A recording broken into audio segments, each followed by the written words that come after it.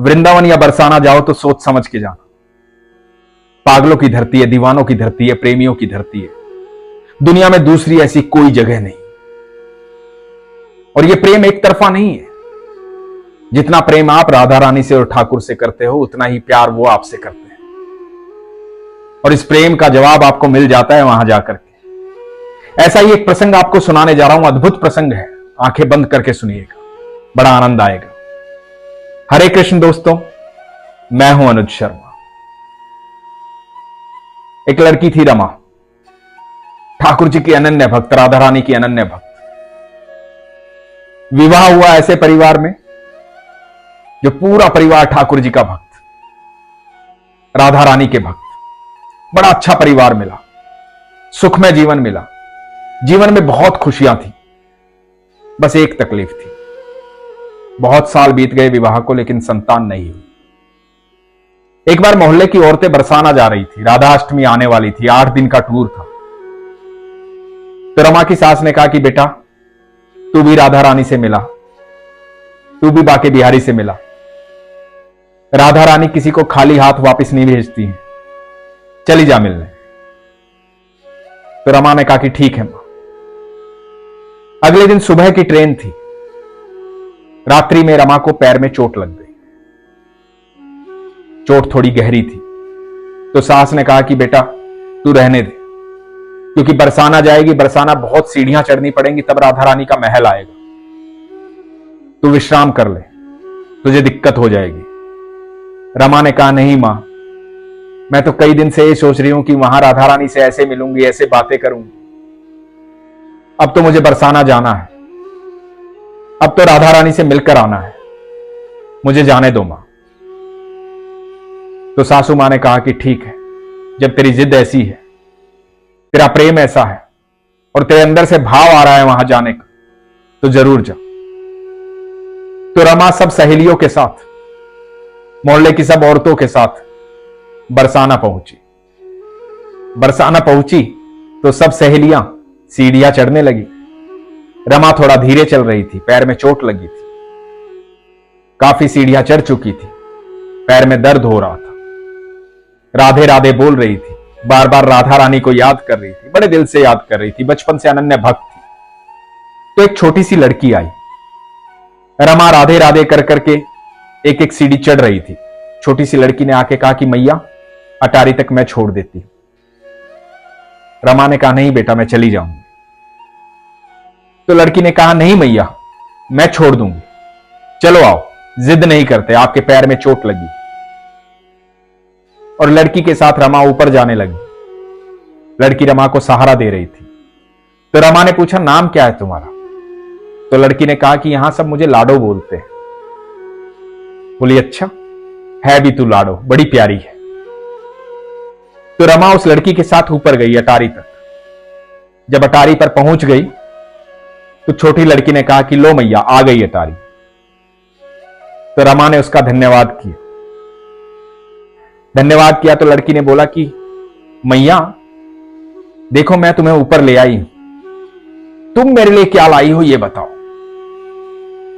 रमा बोली कि बेटा तू तो आज ही मिली है और मुझे थोड़े ही पता था तू मिलने वाली है, तो मैं तेरे लिए कल लेकर आऊंगी। मैं राधा अष्टमी तक यही हूं और रोज आऊंगी, तो तू कल मुझे मिलना। तो लड़की बोली हां मैया, मैं कल मिलूंगी, कल भी मैं ही आपको ऊपर लेकर आऊंगी। तो अगले दिन रमा गई, सीढ़ियां चढ़ने लगी। वो छोटी सी लाडो सीढ़ियों में शुरुआत पे ही बैठी थी, देखते ही खुश हो गई। रमा बोली रीतू बैठी है यहां? तो लाडो बोली हां मैया, मैं इंतजार कर रही थी कि तुम आओगी। बोलो मेरे लिए क्या लाई? तो रमा ने उसके हाथ में चूड़ी और पाजेब दी। लाडो खुश हो गई। लाडो बोली मैया, श्रृंगार का सामान लाई हो और अधूरा लाई हो, बस चूड़ी और पाजेब? पूरा श्रृंगार का सामान लाती ना मैया, मैं भी सजती। तो रमा ने कहा कि बेटा मैं 8 दिन यहां हूं, राधा अष्टमी तक, रोज तेरे लिए कुछ ना कुछ लाऊंगी, और आज ही मैं सब ले आती तो फिर कल मुझे ऊपर कौन चढ़ाता अटारी तक? तो अब रोज मुझे तू ऊपर चढ़ाएगी और मैं तेरे लिए कुछ ना कुछ लाऊंगी। और लाडो फिर अटारी तक ले गई रमा को। ये सिलसिला चलता रहा। रमा रोज कुछ ना कुछ लेकर आती। बड़ी प्यारी बच्ची थी लाडो।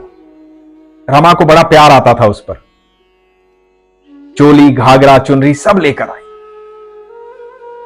अब ये सिलसिला रोज चलने लगा। रमा लाडो के लिए कुछ न कुछ लाती।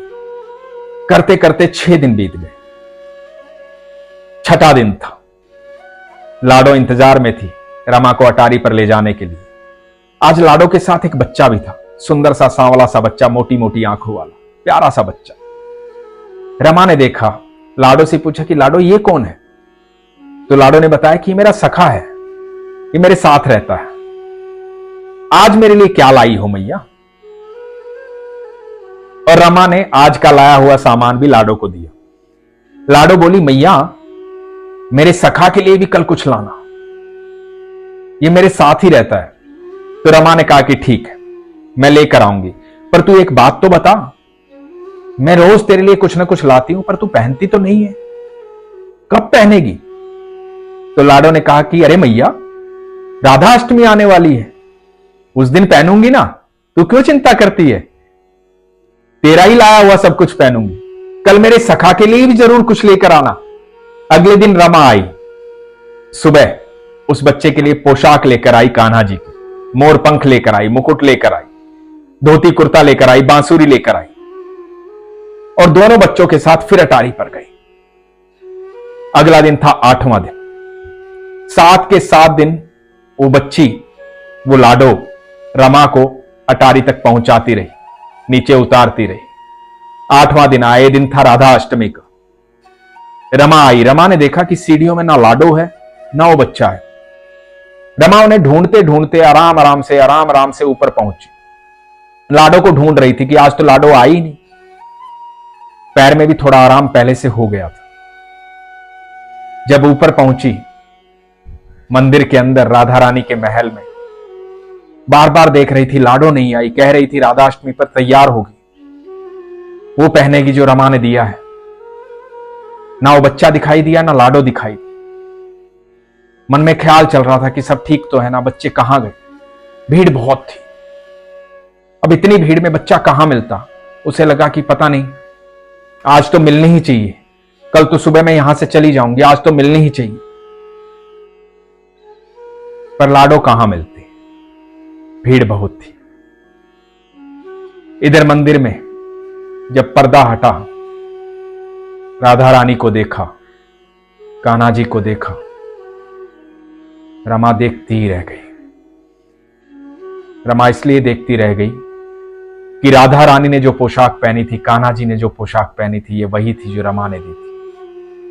वही चोली, घाघरा, चुनरी, वही पाजेब, वही चूड़ियां, वही मोर मुकुट, वही बंसी, वही पोशाक।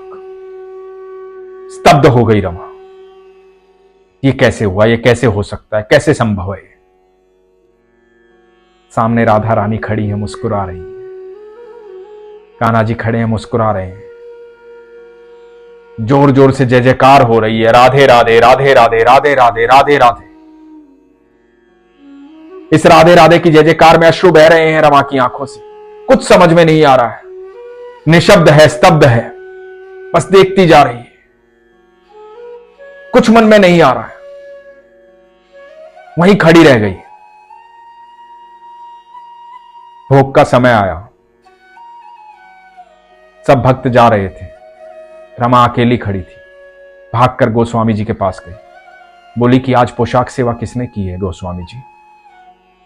तो गोस्वामी जी ने कहा कि आज पोशाक सेवा स्वयं राधा रानी ने की, स्वयं कान्हा जी ने की।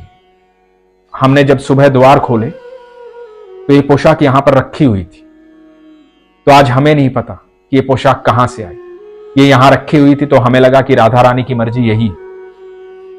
आज राधा अष्टमी है तो उनकी मर्जी की पोशाक उन्होंने पहनी, ये उन्हीं की देन है। और ये सुन करके रमा राधे राधे चिल्लाने लगी, वापस भागी वहां से। इधर उधर देखने लगी, लाडो कहां दिखाई देनी थी। लाडो तो चली गई थी, वापिस आई सीढ़ियों में, बहुत भीड़ है।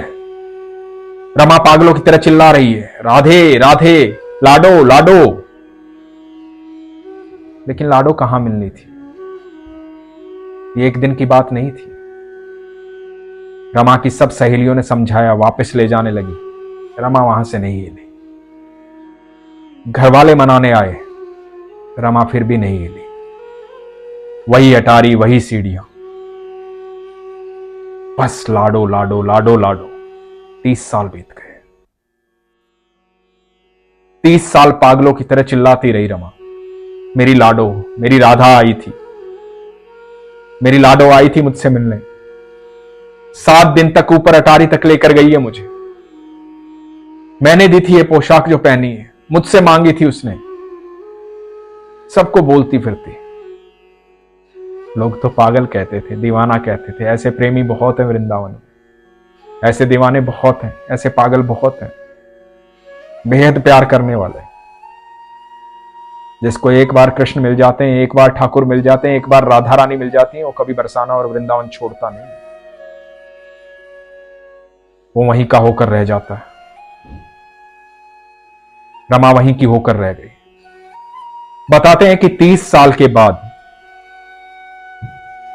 रमा ऐसे ही चिल्ला रही थी, रो रही थी। 30 साल हो गए थे रोते रोते। बताते हैं कि 30 साल के बाद रमा ऐसे ही रो रही थी, रोती रहती थी, राधा रानी को याद करती रहती, वो पल याद करती रहती थी जो राधा रानी के साथ बिताए थे। आई अटारी पर जाने के लिए, राधा रानी के महल की सीढ़ियां चढ़ने के लिए, और लाडो फिर से आई। रमा की उम्र बढ़ गई थी, वृद्ध हो गई थी। लाडो आई, लाडो बोली कि आओ मैया, मैं ले जाती हूं ऊपर तक, चलो मेरे साथ। और रमा देखती रह गई। वो सुंदर सी लाडो, हमारी राधा रानी, सामने खड़ी थी रमा के समक्ष। कहते हैं कि रमा वहीं पर राधा रानी में विलीन हो गई, अपने प्राण त्याग दी। ऐसे दीवानों की नगरी है वृंदावन, ऐसे प्रेमियों की नगरी है वृंदावन। और जिसे ठाकुर जी मिल जाए, जिसे राधा रानी मिल जाए, और चाहिए क्या?